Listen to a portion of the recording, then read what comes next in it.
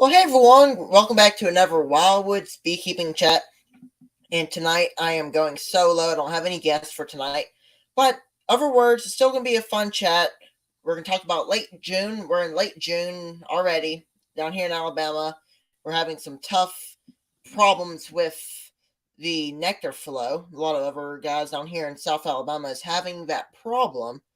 So today we'll just talk a little bit about robbing. I had a hive that got robbed about a couple days ago, and I'm trying to do a lot of open feeding to prevent the robbing. We'll talk a little bit about robbing, and we'll just talk about, we're going to do a little Q&A. People, anybody who's in here, if y'all want to ask any questions that y'all have for me or anything else, feel free to leave them in the live chat section. So we've been having a very busy season down here. It roughly hasn't been on the honey side. It's been more on trying to prevent our bees getting robbed out.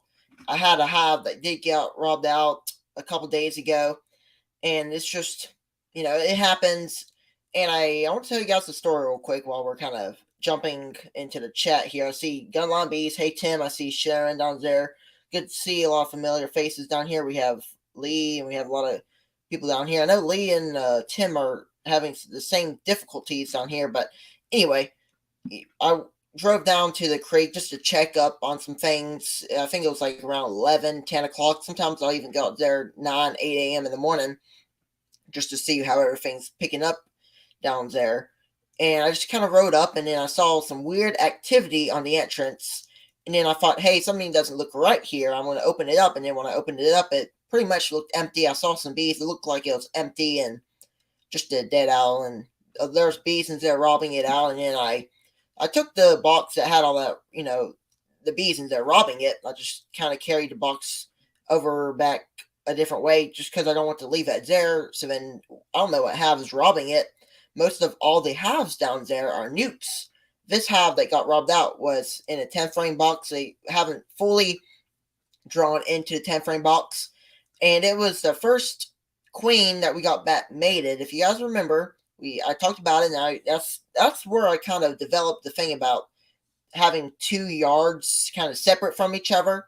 There you go. That's kind of where I got in. And once I got that good mated queen back, I thought, hey, let's start taking some nukes down here, and we can start making this as a mating yard. And it has been doing really good. And I've been getting some mated queens back. I still have some mated queens that's been coming back in mated. And that's just kind of what's going on. I moved it away, tried to prevent any more hives from robbing, but easier words.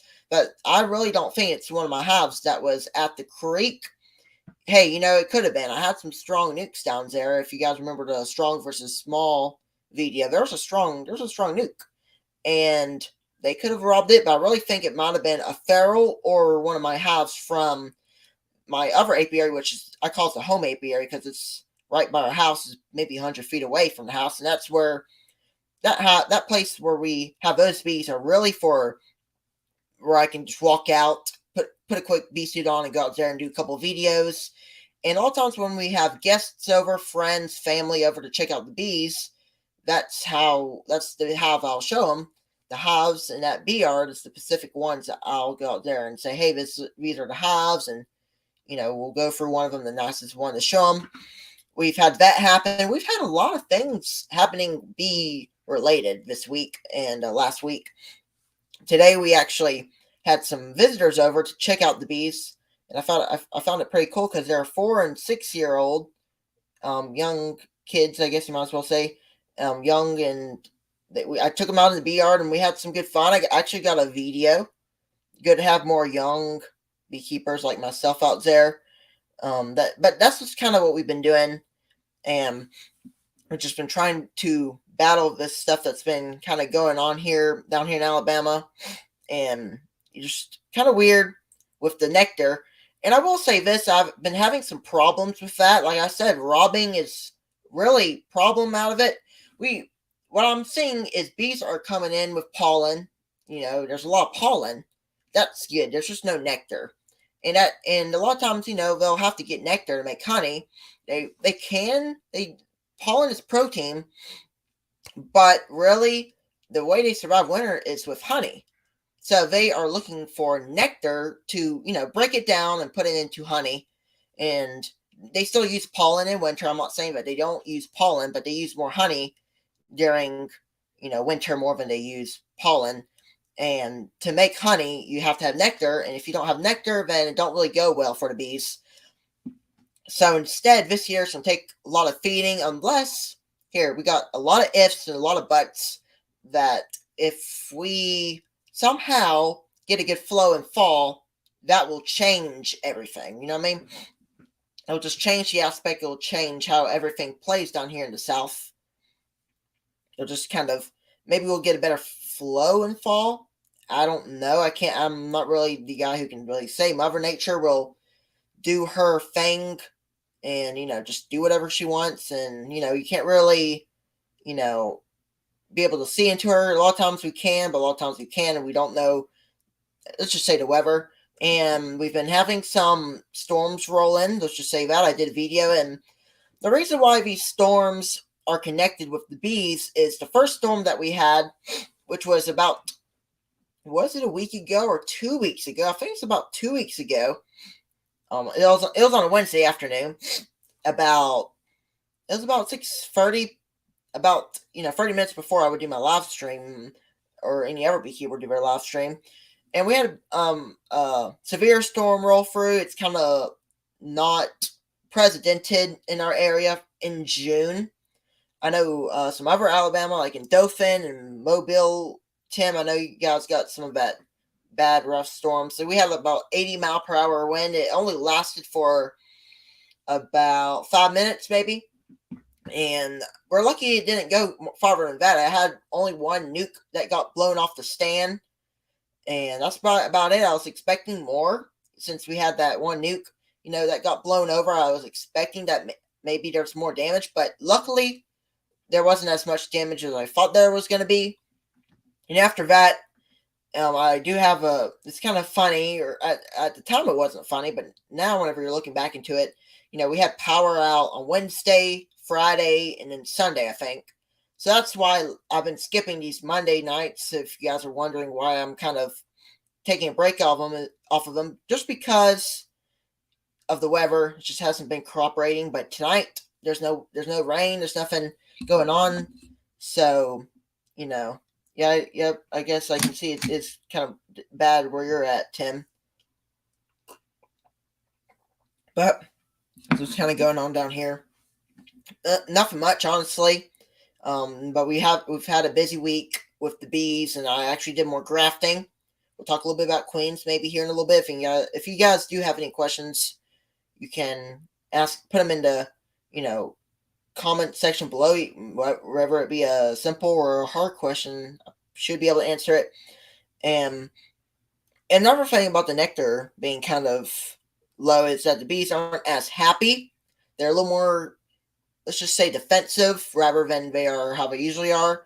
Most of my nice hive, Italian hives, they're all right, but my Russian hives, they're getting pretty spicy. Especially my Russian hive.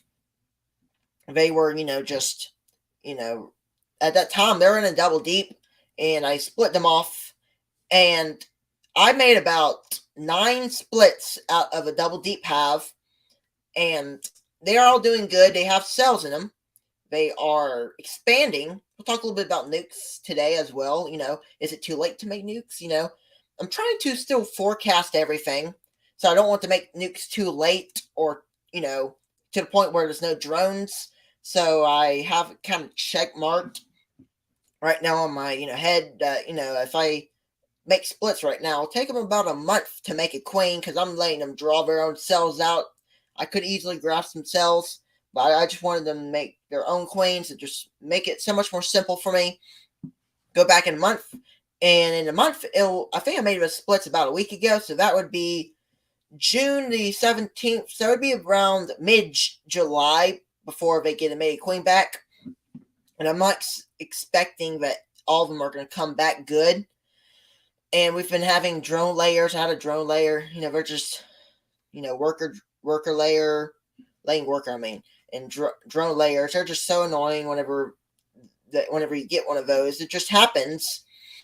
And it's just weird year. I've been getting a lot more laying workers, like more sooner. Usually it's forecasted, let's just say that to be simple, for a laying worker to start being a laying worker once they're, what was it, maybe 4 weeks without brood or without a queen. But I've seen it like where they'll get a laying worker in 2 weeks, maybe even a week and a half.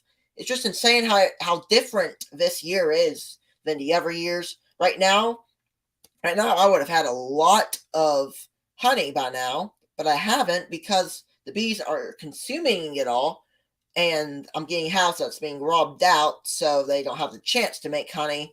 So just a lot of issues kind of going on there, but for the most part, we're doing all right. It's not too terrible, and I'm gonna be feeding a little bit. I've been feeding a while. I'm doing some open feeding and feeding from the top. The main reason why I'm doing that is to try to get them to draw out comb, and this is the main where the big problem comes in with this is if you have to have around 11 pounds, I think that's where it was, 11 pounds of nectar coming in to make 1 pound of wax. Please correct me if I'm wrong on that, but I think that's basically what it is, and that's a lot of nectar.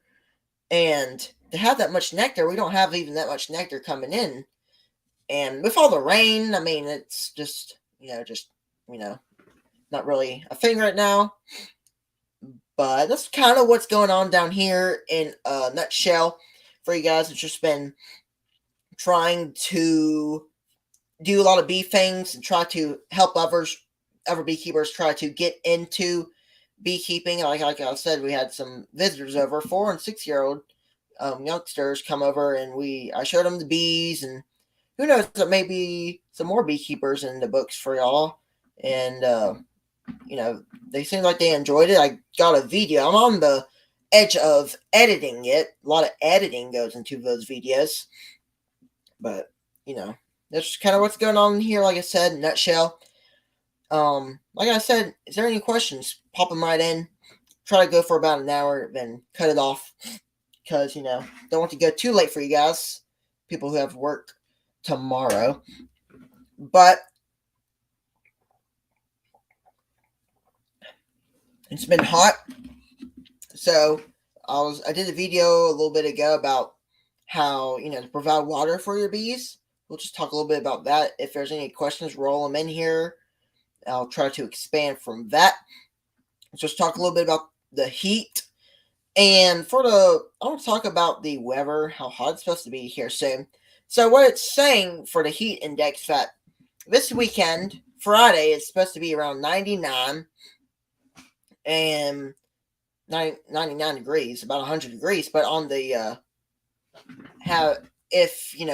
during that, it says the heat index is supposed to be 115, and those bees are going to start bearding. And a lot of times beekeepers will think that bearding is, they're going to think, new beekeepers will think, my hive is about to swarm, what should I do? And that happens to a lot of beekeepers. And how do you know if you have a hive that's bearding? So whenever you have your hive, the bees are going to start. Let me go from the get-go. I don't want to go too ahead. So the bees, whenever it gets too hot, 115 degrees, it feels like 115 degrees. Whenever it's Friday, this coming up week, 115, they're going to start. A lot of bees inside are going to say, okay, it's getting too hot in here. We need to get a lot of these hot bodies and move them outside. And they'll go on the front porch. That's what I like to call it anyway. And that's where they'll just start bearding. they get a lot of the bees out of the hive, set them on the board on the front porch, is just what I basically like to call it. And then that's what bearding is. And swarming, it's a little different case. A lot of times you'll see bees rushing out of the hive. They're flying everywhere. They're going crazy. And the way you know this is whenever you have a swarming hive, I've saw it before. I've at a distance at least. They're just coming out of the hive, and then they're just going so fast, go up into a tree, and that's about it. Got a question here from DC. Hey DC, how you doing? Um, Now I guess we can expand from this. Have you pulled any spring honey? Not yet, and I would love to be able to pull some off right now, but my hives aren't producing enough. I probably could pull about a frame or two out and make a couple bottles of honey just for ourselves, but nothing too big. So I haven't pulled any yet. I'm gonna try to get some fall harvest in because I have a couple hives that do really good on the honey, but they just haven't really been to the level that they're supposed to be at this time. Just to answer that, pretty basic. Like I said, nectar, just not as it's not. This is not what we're saying here in June. We're usually our flow is usually ending in about July, sometime around there. A lot of things will go later. Some of them will stop earlier. But right now, like, I want to talk about why is this happening before I get into some of the other questions that you see with this cold spell. We had a cold spell in March down here in the south. Somehow, just kind of wave hit the south. It didn't hit. I don't think it hit Ohio or any of those upper states, eastern states. It just came in fast and just killed everything. It was like 50-degree at night, 40 maybe, but not yet, DC. But we're praying, we're hoping that fall will be much better. Let's see.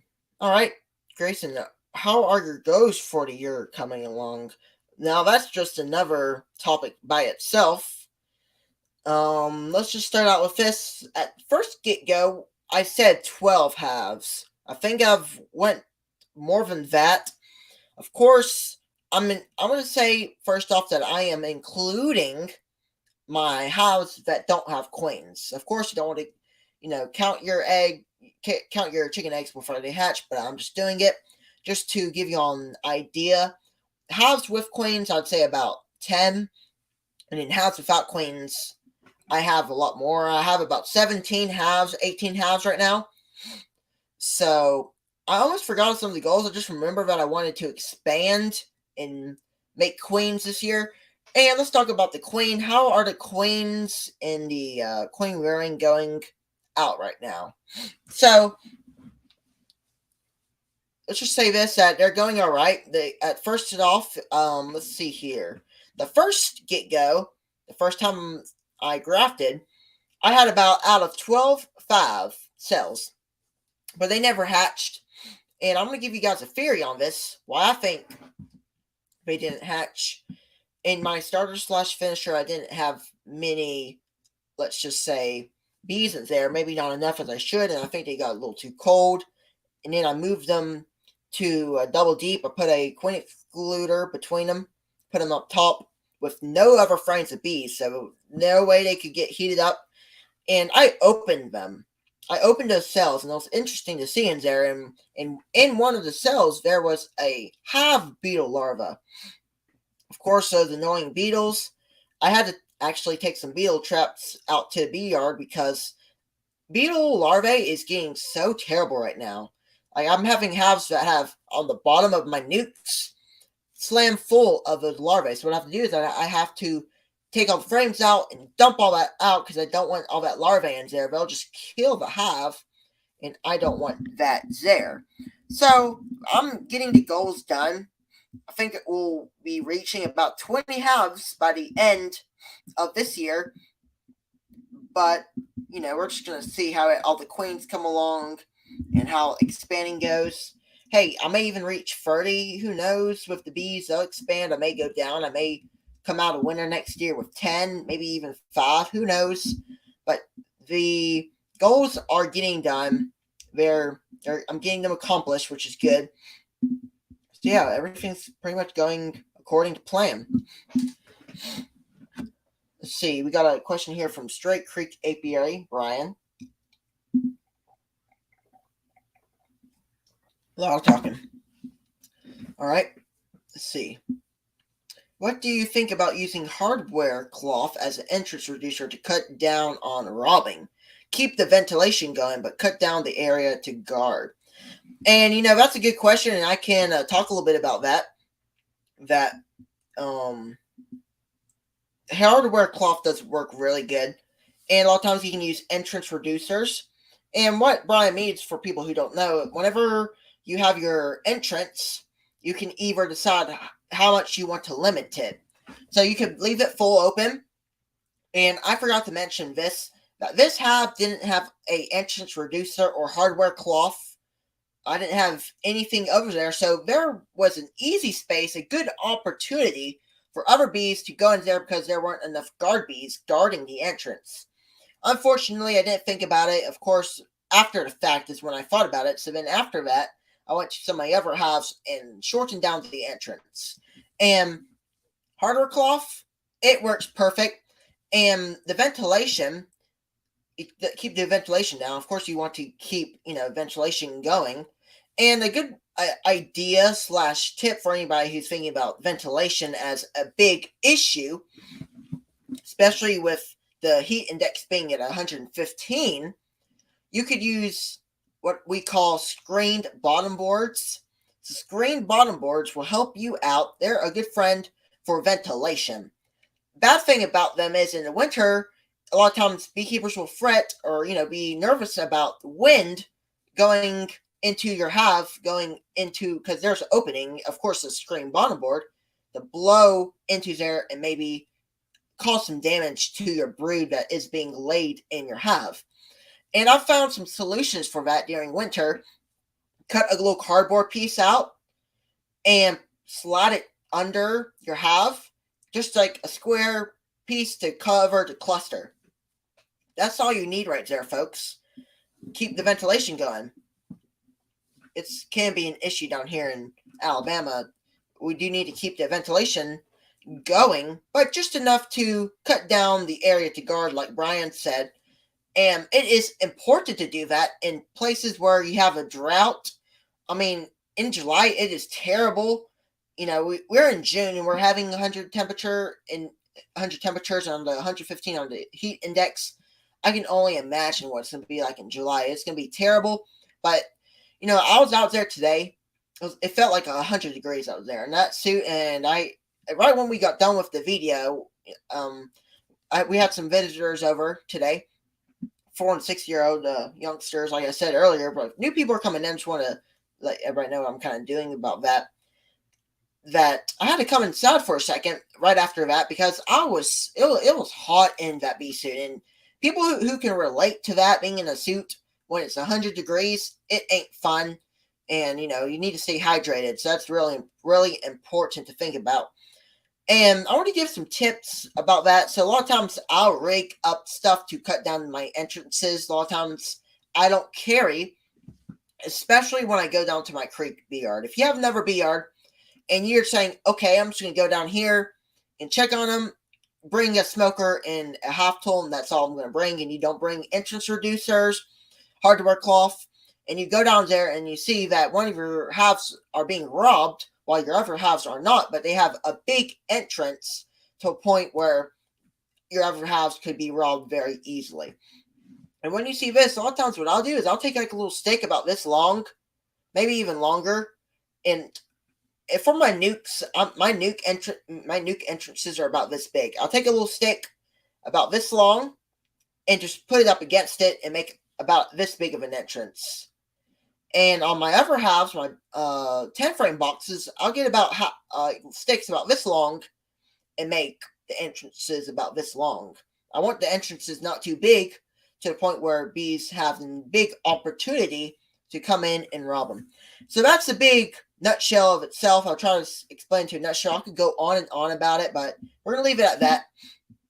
We got a whole bunch more comments in.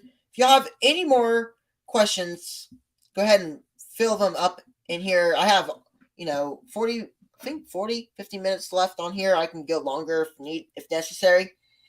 So let's see. We got another question.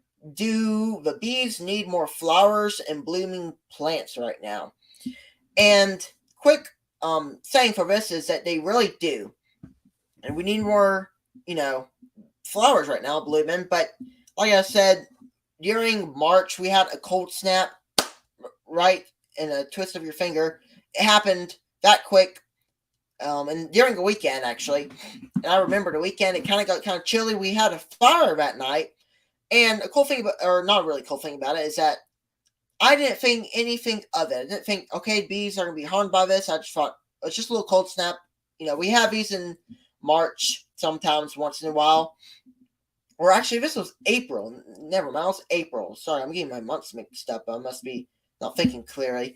But it was sometime in the middle of April. Once in a while, we may have something like that happen. I didn't think much of a big deal of it until after the fact. And then when I figured out, this is why we're not having frames being drawn out. This is why our bees are being low on honey. This is why things are not going as planned right now. And flowers, we do need a lot more flowers blooming right now and blooming plants. Whenever you're figuring out planting a lot of flowers for your bees, like I said, you could plant lavender. Bees love lavender, I know that. So if anybody could figure out something like that, you could definitely plant some flowers. I don't know if it's too late for lavender or sunflowers, but whatever is supposed to be blooming right now, you could put it in the ground and water and take care of it and make a lavender field or, something like that. You definitely could do that. Make some gardens up and try to provide your bees more flowers in certain cases like this. And to replace the flowers, I'm doing more open feeding. We'll talk about that here in a second when I'm done with this question. But I'm just doing a little open feeding to try to prevent the robbing as well. That just kind of helps it out. I saw Bob did plant some buckwheat, and that's pretty cool. Buckwheat does do good as well. I need to try that. There's a lot of different things you can do to try to boost it. Let's just say that the flow, how everything's flowing right now, you definitely do that. Is there any more questions? If there's any more questions, go ahead and fill them up in the comments. And while I'm waiting for any more questions, I want to talk about open feeding. And I've never really been a fan of open feeding. I don't know why. I've just been more of a guy to put it on top of the hives. But in cases like this, whenever you have a bad drought or something happened with your honey flow, it gets to a point where if your hives are being robbed, it's good to put something out for your bees to let them have something to go out to and not focus on your other hives and focus on your thing that you put out, open feeding, whatever you put out, sugar water, you put it on a bird bath, so many different methods. I put mine in a bucket, like some kind of like a tub, and I put pine straw in there. I did 1-to-1, 5 gallon. So let's just see here. 2.5 gallons of water and 2.5 gallons of sugar. Maybe even less. Maybe even 3 gallons of water to 2 gallons of water. Bees don't care. Nectar is really, really slim. And it just kind of helps out for there. And I also put some Apis biologics in there. And bees are hitting that stuff. I got a video. And I'll upload it as a short one day once I have time. But I went out there and I saw that it was gone. 24 hours, boom, it's gone bone dry. And the first time I used a metal tub, but I didn't notice it, but the tub had a hole in it, like a rip. So almost all of it went out. But I came back 30 minutes later, go back to the house, get a snack or something. I went back to the creek yard, and all over where I spilt it, bees were on the ground, flying on the ground, drinking that stuff. And I was glad that they did that, so then I didn't have to waste any of that sugar water. I don't have to waste any of my sugar water just because, I accidentally spilt it. But then the next day I went back out and I got another tub that didn't have a hole in it. But funny thing about it is it did have a hole in it. But I just got like a little stick and plugged it up, and it worked fine. And I'm still use it even though it has a little hole in it. I'll probably take a piece of duct tape or some kind of Gorilla Tape, some kind of strong tape, and tape it over the hole to block that hole off so that none of it leaks out. And put pine straw in there, so that the bees can land. It does a good job, and I really like it. The Apis Biologics is a really good supplement to put in there. You can put any other. You can put protein if you want your bees to get some protein out of that. And that's just kind of how that kind of goes down.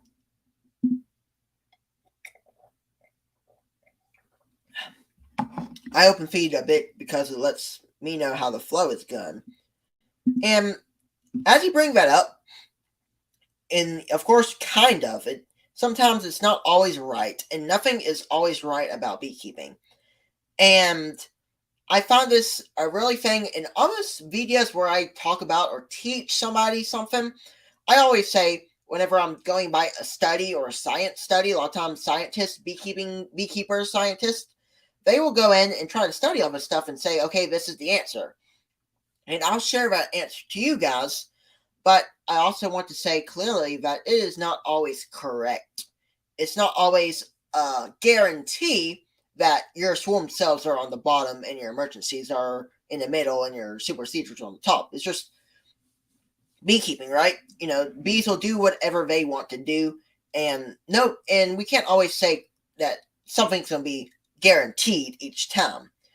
We can't guarantee that bees are going to swarm only in spring and not sometime early summer, maybe June. We also can't say that they never swarm early, because it has happened, just not rarely. And it's just a really very kind of thing that I really like to mention. But that I kind of got sidetracked stuff there. But what I was gonna say was, whenever you do open feed, you can look and monitor your your tub, whatever you put your sugar water in, your open feeder, just to see if you have a lot of activity, like thousands of bees, that probably means there's nothing else out there for them, that all those bees are wanting that particular spot to get food or their nectar to store and cap it and make honey. Not always right, but this is kind of what we go by. But if there's not as much activity, that means that there's probably something else out there for them that they would rather go out and forage for. And that's just kind of how it goes. That's just kind of how everything plays out. Like I said, not always a guarantee, But I really did kind of get the philosophy of open feeding. It is a good thing to do. Let's see here. We got another. Oh, right here. We enjoy our open feeder. It's relaxing to us to watching the bees feed, and that's another thing that I like about it too.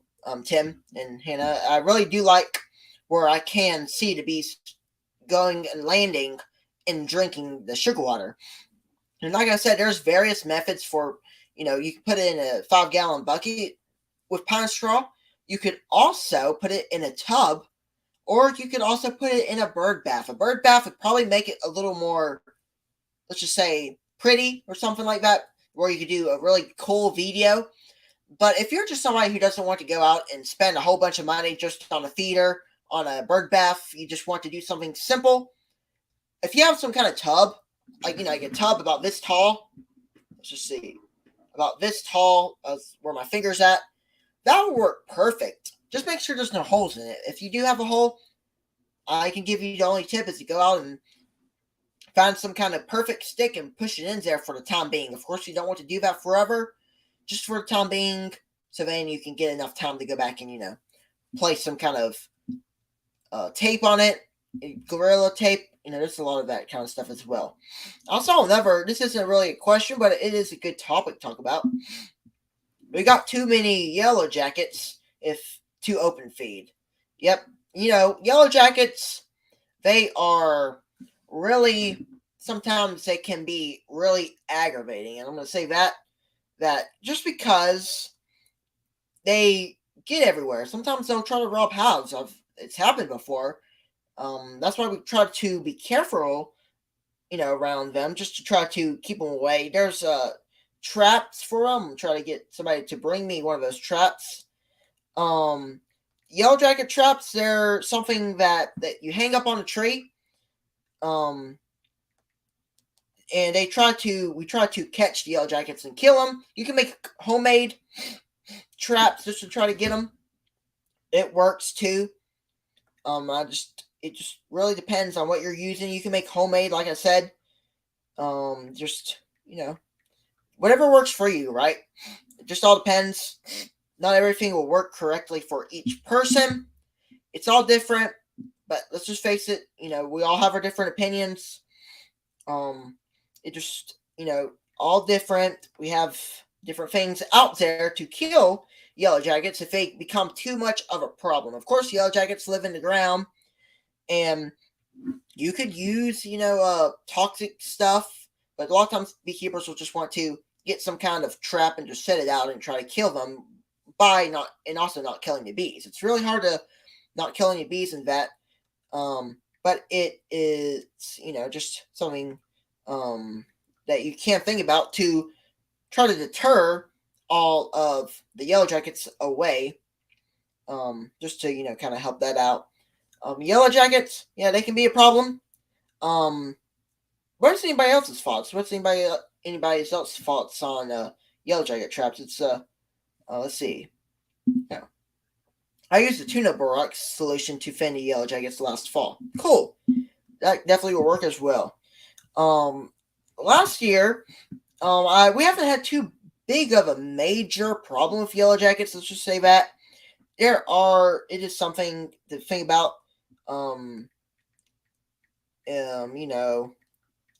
But if it just depends on where you are at. I haven't seen any this year, DC. Yep. I haven't really seen much this year. Not many of the holes in the ground where a lot of times I'll accidentally step on one. There's one time where I was in the woods just looking around, those was a while back, and I stepped on one and they got at least only one stung me. Right whenever I saw there's yellow jackets, I was out of there, kind of like the road runner kind of thing. I was out of there. It just wasn't, really something that you want to feel the sting, because they can sting multiple times. Bees only sting once. It's just one thing. Like I said, the bees only sting once, and bees can only sting once, and yellow jackets can sting multiple times. And the reason why bees sting once and then they die is because whenever the bee stinger gets lodged into your skin, you'll see the stinger come out. But along with the stinger, some of their special guts come out as well. So then that kills the bees. That kills the honeybee that stings you, and they can no longer live. They may fly away, but they, will just kind of, they'll die. They'll die, and they'll just, that happens. It is sad to think about, but that is how God put them on the earth, just to sting once. But yellow jackets they sting multiple times. It's only how that happens, because their stinger isn't barbed. They can sting multiple times. Their stinger comes in and out. They can hide their stinger, and they can pull it out. I don't know really how to refer the yellow jackets to. A lot of times they'll make nests in the ground, and a lot of times whenever, like in our bee yard is in the woods.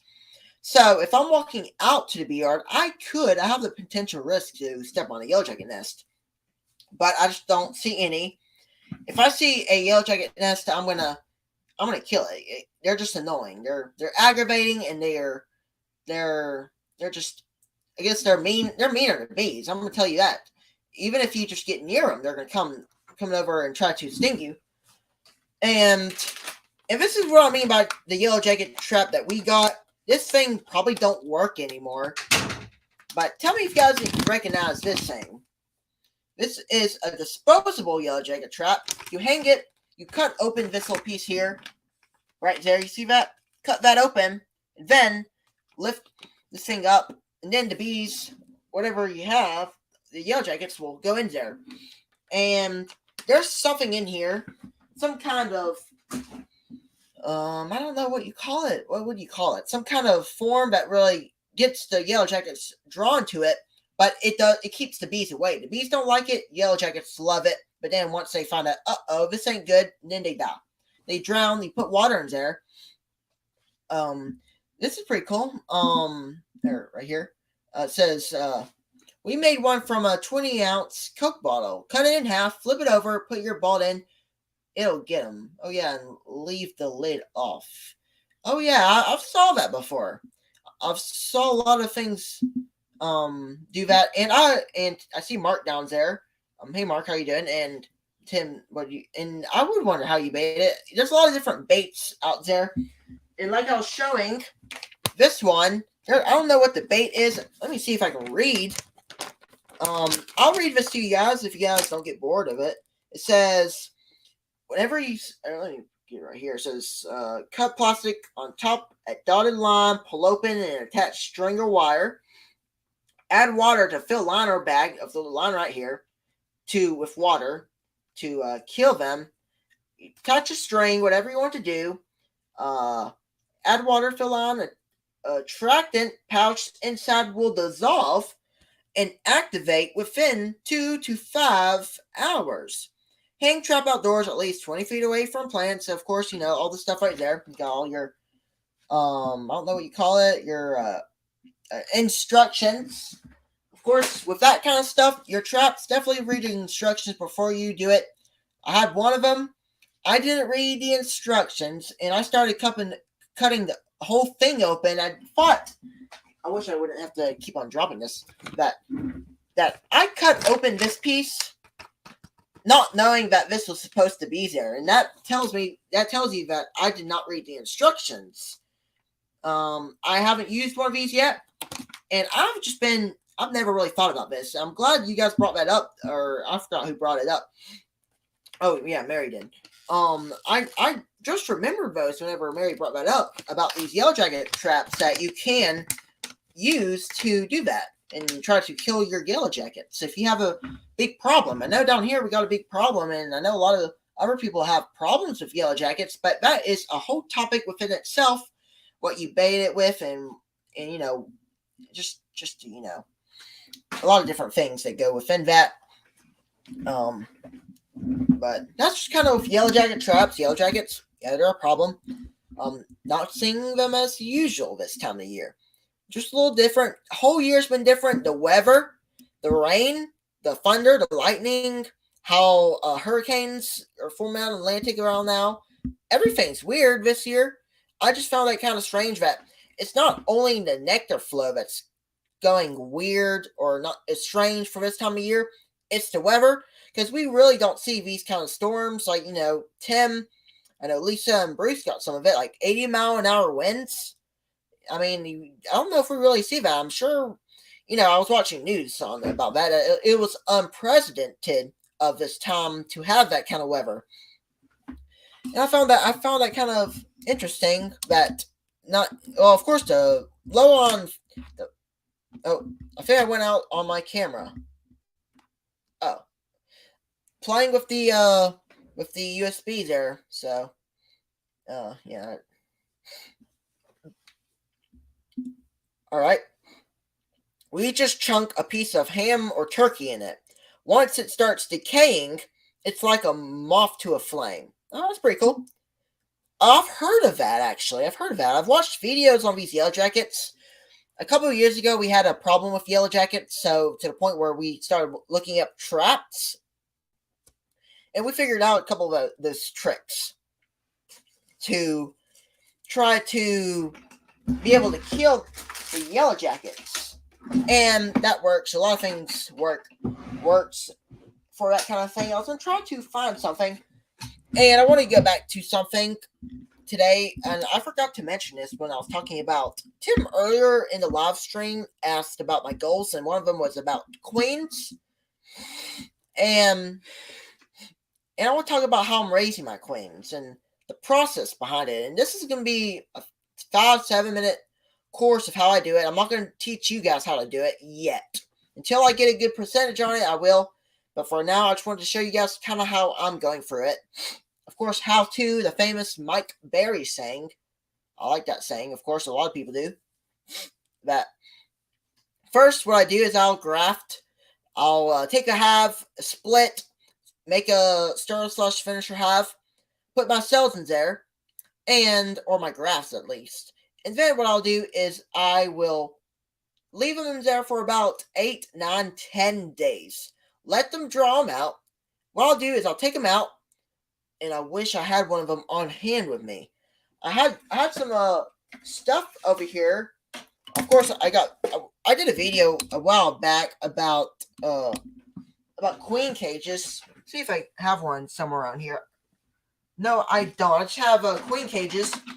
Of course, I wasn't prepared to talk anything about this. But anyway, we got these things. We'll talk about these things later. I've talked about introducing queens. If you guys remember those mesh cages I use, I took a 3/4 diameter hole and a tiny hole in that little cork, and I put my cup in there. I've got cups down here. These things right here. These are Jeezy Beezy's sail cups. And I will take these. See this little thing here? You can put it on your frame bar. I make it to the point where I can put these in the mesh cage, put them in there, to the point I put them in an incubator, and I let them hatch.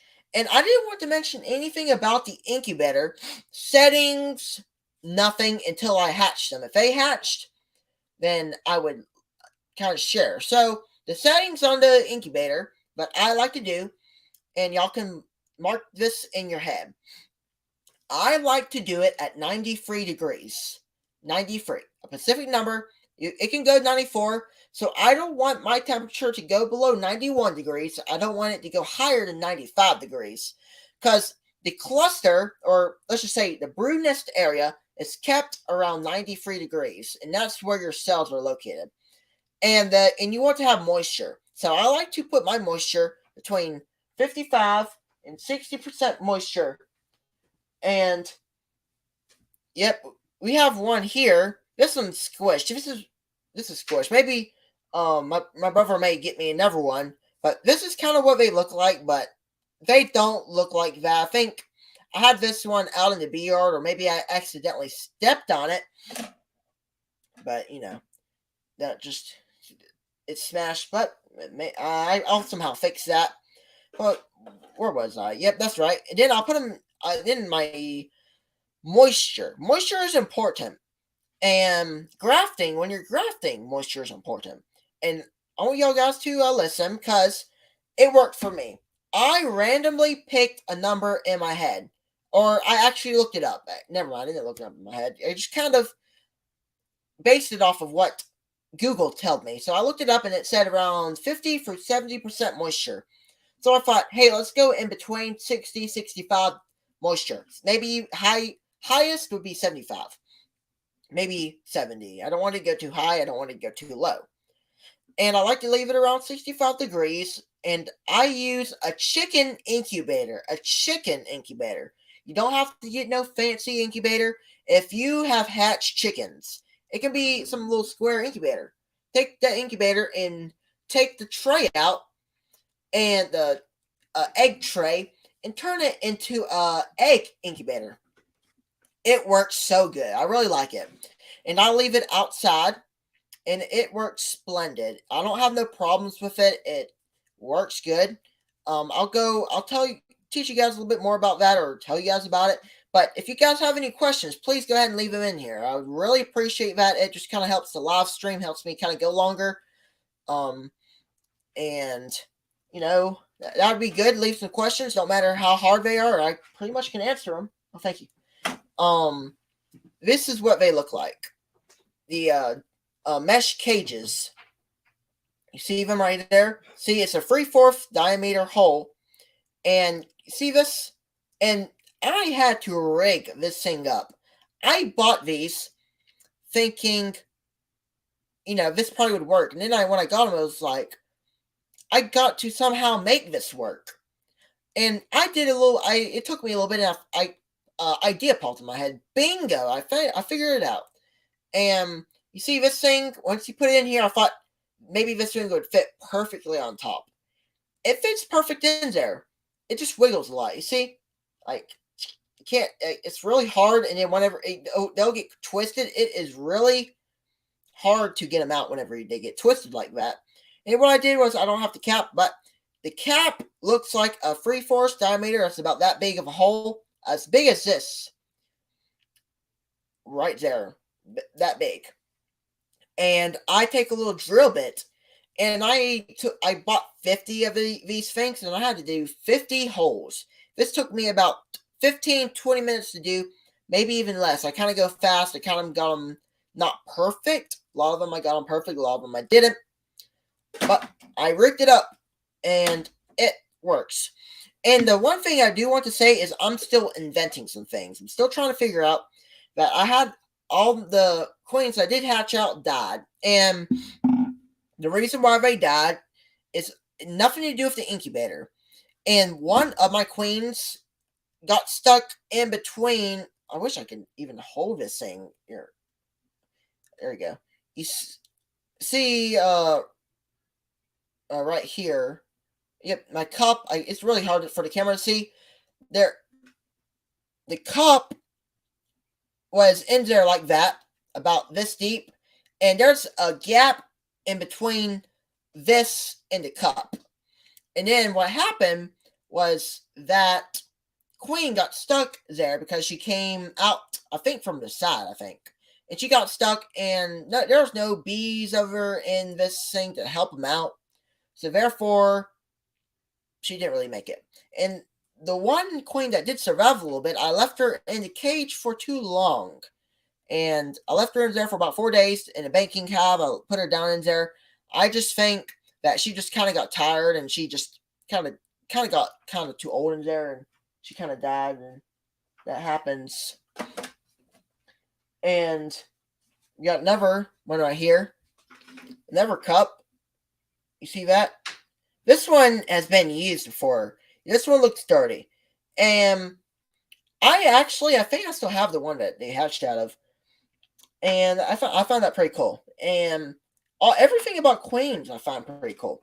And then whenever I introduce queens, so now whenever you raise your queens, what are you going to do with your queens? Maybe you have too many queens. I have not been in this case yet, but I hope I am at some point. But whenever you try to introduce your queens, I talked about this in a video, but I think I should talk about it again for anybody who's new in here. These are the GZBZ's cage. I really like the GBZZ, however you say that. I get my words stumbled up sometimes. I really like these. They work good. They are reliable. And they do really good. And close this. You can fill this up with candy. Candy, I like to make it thick. I don't like to make it too runny. I've had really big problems with runny candy plugs. I just have problems with that, and if it gets too runny, it will it'll kind of run into here and get the queen all wet. And when we're talking about introducing queens, and this is something I have never done, something that I can't believe even worked out, and this is something that I don't think anybody should try, but I just tried it. I was in the same exact scenario. It was runny, and at first I put it in there. I thought it was pretty good, and then it ended up that it wasn't. It wasn't good. It didn't work out good, and it ran in there, and all the bees, along with the queen and the bees in there, got wet. And what I did was, there was no candy in there, so I didn't want to go back to the house and refill it, because she was wet. She was kind of sagging. She wasn't really strong, And what I did was, I thought, hey, I lifted up a frame, put it on its side. I didn't get a video, sadly. I wish I did. And I let the queen out by itself, not even left her in there for a little bit. Right when I got there, took the frame out. There was no candy in there. I let her out. And a lot of times, beekeepers will say that will never work. And this was a virgin queen. So if you did a mated queen, I think it would be different because virgin queens don't have all that pheromones in her to a point where they don't really care. It really doesn't. It just all depends. And that's not all. That I came back 48 hours later. Of course, magic number 48 hours. I came back 48 hours later, and I checked them. And the virgin queen was running around in there. And it was really cool how they did it. I let her in there, and all the bees came up to her and started taking care of her, trying to clean her off, trying to clean her up because maybe she just was, getting to the point where she just needed a little help. You know how bees will clean up a queen that's kind of hurt, you know what I mean? Bees are really good doctors. Let's just say that nurse bees are really good doctors and trying to help them out. And I saw that they were helping her out, so I thought, I'm not going to sit here anymore. I put her in there, came back 48 hours later, she was in there. And I guess I'd call that an open release method. Ain't really a method. You're supposed to leave your queen in there and let them chew their way through, but I didn't. And it worked out. It did fine. It worked good. I found it effective. I didn't see that there was any fighting going on. And I think there is a difference between virgins and mated queens. The difference why they accepted it without it being in there for a while. And of course she was kind of covered with sugar. So the bees kind of was able to drink that sugar because they're hungry. And at the same time, they kind of got used to the queen itself. And another thing about this is this hive got a laying worker. Even more going into it. A lot of times you don't have good success putting virgin queens into the hive with a laying worker. And the reason why I know it's a laying worker because those are drone cells. And right now, I'll let you guys know if she is still in there on my next video. And they may have killed her. But it's been at least 5, 6, almost a week since she's been in there. She's walking around in there like a queen. I think they got used to her. There was a cell in the hive, but I didn't trust it. There was no queen in there for about a month because the old queen didn't get mated, for a month. There is no way they can make a queen with that cell. I just know that. And if you have a nuke that's been without a queen for about 2, maybe even 3, maybe 3.5, maybe even 4 weeks, your bees, if you see a cell, knock it down and give them a frame of larvae, and then there you go. They'll draw those cells out, and maybe you got another chance of resaving your hive. If it happens again, and you got another laying worker, I would put a good frame of brood in there. I don't want to leave all those frames of bees in there. They're old bees. They're old. They're not as good as the young bees. Put a frame of brood in there. And if it happens again for a third time, I'd be done with it. I wouldn't have any necessary in my head to keep on trying to save it. I would just go ahead and verge it. Oh, is the sound out? Let's see. Can you guys hear me?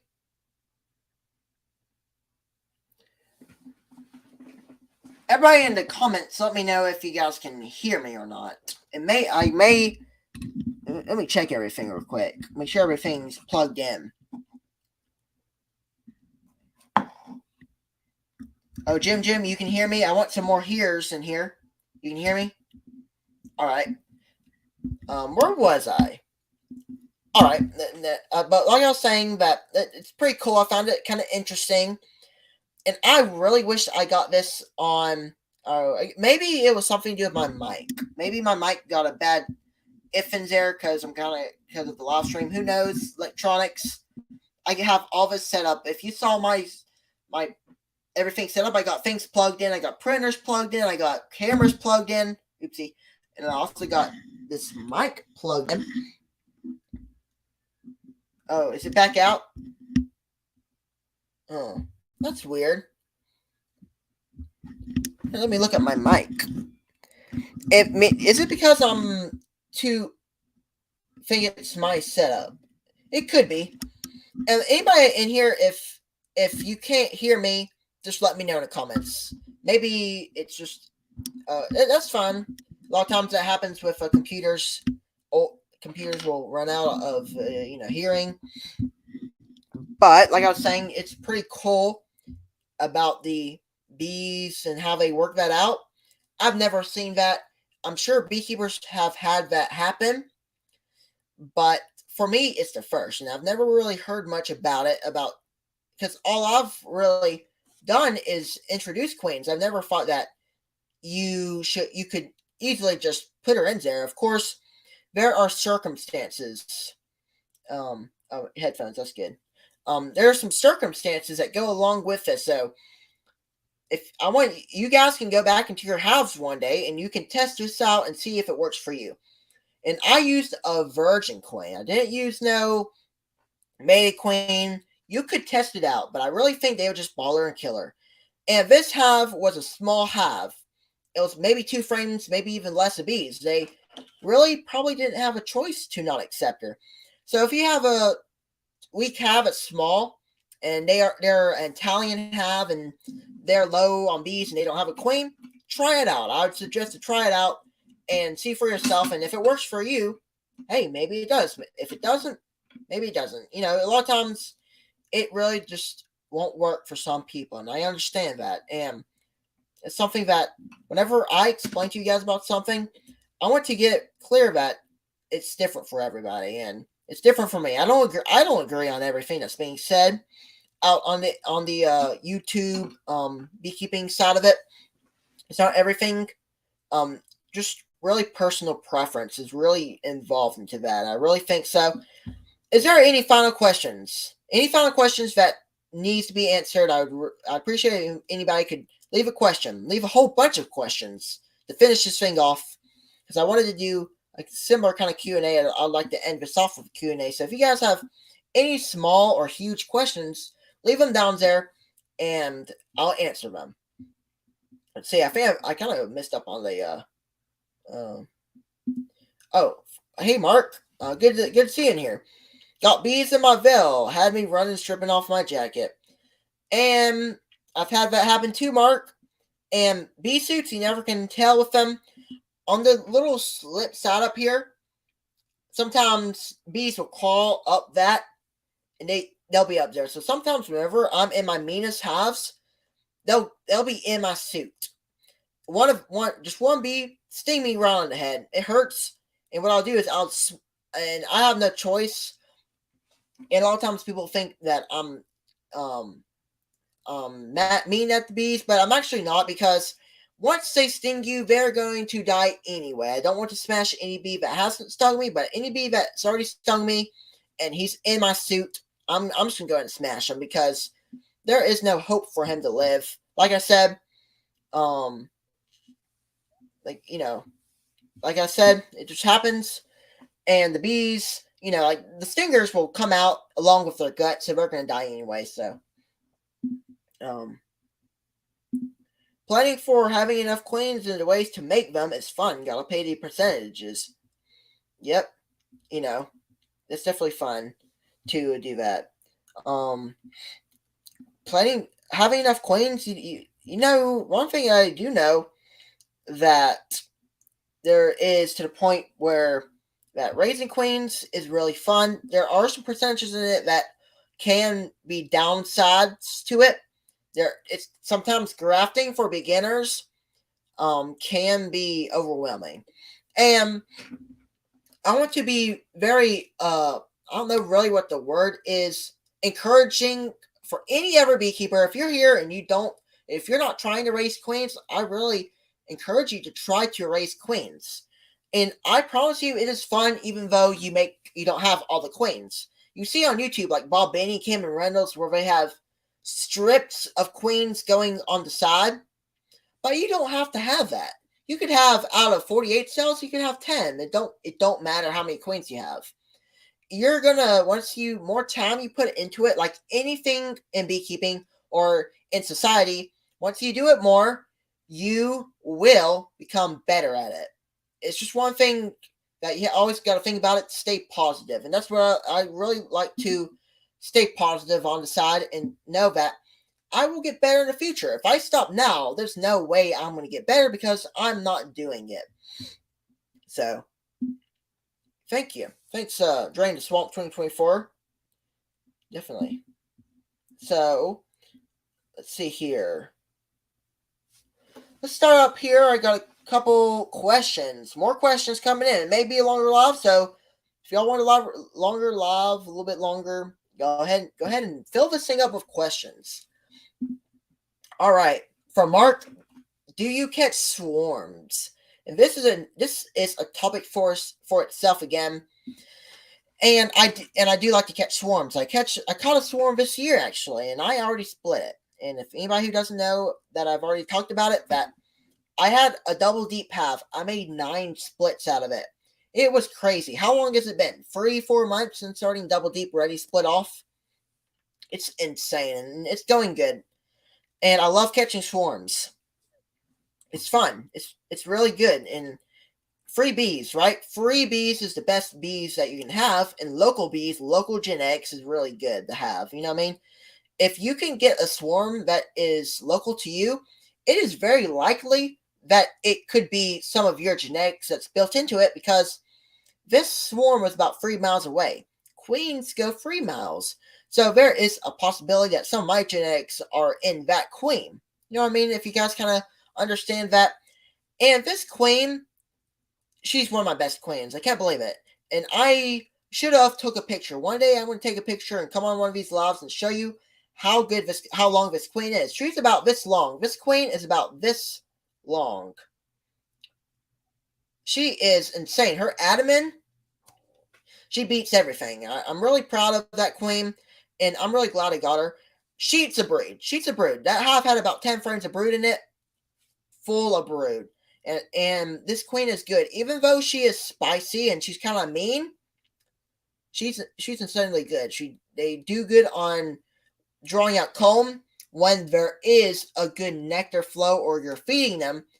And I do want to mention that sometimes whenever, this gets me on another topic, sorry about me changing things, but I guess it's fun to do that the bees won't draw foundation out if there's not nectar coming in. Like I said, it takes about 11 pounds of nectar to make, what was it, 1 pound of wax? Is that right? I hope that was right. I sometimes will forget a couple things, and because I've been keeping bees for 7 years. Ain't that something? I'm 14 now. I'm turning 14 July 31st, and been keeping bees for about 7 years. I find that pretty cool. But yeah, that's kind of how that all goes. It all depends. But I do catch swarms, and it's fun to do. So free bees is just really, really good. Next question, and this is a cool question. Do you have a bee vac? And this relates to the swarm. And you know what, Mark? I have been really considering to get one, but I don't have one. It would change my beekeeping, catching swarms. It just would. There are a whole bunch of bee vacs. I know, who was it? I think it was either one of the big YouTubers. Was it? I can't remember. Some beekeeper. I think it was Randy McCaffrey. I forgot. Somebody was maybe even Randy or Ed, Mr. Ed on Jeff Workchoff. He might have done a video about it of this certain BVAC. Or what? Actually, no, never mind. It was Frederick Dunn. I was watching his video, and he did a good video on this certain exact BVAC. And I don't have one, but I do want to get one. So they do really good for that. Do you prefer double, deeps, or single? Yep, I've talked about this before, and it's going to be a good another question. Thanks for the question, Jim. Any more questions? Pop them right in, because we could make it a longer live chat. It'd be fun, just put in more questions, And also, before we get to your question, we do lives every Monday night, 7 p.m. Central. It is fun, 8 Eastern. Come join us. I sometimes will have guests on, or I'll do this. And we had some good folks in tonight, so I really appreciate everybody who's jumping in here and chatting with me while I'm sitting here answering questions and chatting with you guys in the comment section is really fun. I really have a blast at doing it. But to the question, do you prefer double deeps or single deeps? And I want to talk about the differences and the cons, pros, everything that goes into them. But first, before I get into the things that I want to teach you guys about, what do I prefer? And it is really different. I have double deeps. I have singles, but I have more singles than I do double. I'm just gonna say that first off. I have more singles. I have a lot more nukes than I do have anything else. I have a lot more splits that are getting back mated queens. But why would you rather a double deep or a single?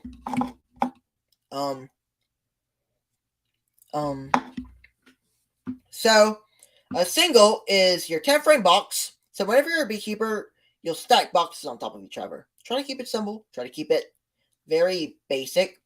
You'll have your box with 10 frames. That is it. That's a single. Double is 2 deeps stacked on top of each other. And double deeps comes in handy in the north. If you guys can hear me, north. And a lot of times up in Illinois, they have to have 40,000, 80,000, 60,000, somewhere around there, bees to be able to overwinter. And that's where double deeps comes in handy. It really does. And the pros and cons to them is the singles don't have as many bees. So that means it's a basketball brood chamber. That's what we call it, brood chamber. And those bees, they're not as aggressive. They're not as defensive. Maybe not. It just all depends on how your bees react whenever you get into the hives. But if you imagine double basketball clusters, you have more bees and you have more stuff for your bees to protect. So therefore, your bees may get a little more agitated whenever you get into your hives. Me and Jason Crook, we had a chat with Jason Crook, and it was a very fun chat. I really suggest you guys go check it out. We talked about the same exact thing, and I need to clip it down and make a video of it. But we talked about doubles and singles and why they are both, really good. But in my honest opinion, I really do prefer singles. They are easier to feed, and doubles are easy to they're fine to feed as well. But I really prefer the singles, honestly. Single and a super on top. That's really my my idea of it, in my opinion. But of course, double deeps comes in handy in the south as well. So I can't say for sure, but that's kind of how I lead it too. We have another question. Grayson, how is the drone population in your yard? And it isn't as good as it was, but it is rising a lot. So a week ago, or 2 weeks ago actually, I was kind of worried about the drone population. So I, got worried about it. But then I checked later. I had to have that produces a lot of drones, and they got my green drone comb full of drone eggs. So that gives me some relief there. And I also have some drones flying right now at both yards. So it's doing a little bit above medium, a little under medium. It's somewhere in between strong and not good. It's about medium. It's doing fine. Enough to get 20 queens back. You know what I mean? Because I want my... You know what? We all wish that our queens could mate with 60 or 80 drones. We wish the queens would mate with a lot more. But the ideal percentage of drones is about 40, and that's what we can hope. And I have some good queens out there, but it's doing good, Tim. We're doing fine on drone population, just kind of how it's leading to. So, let's see. Well,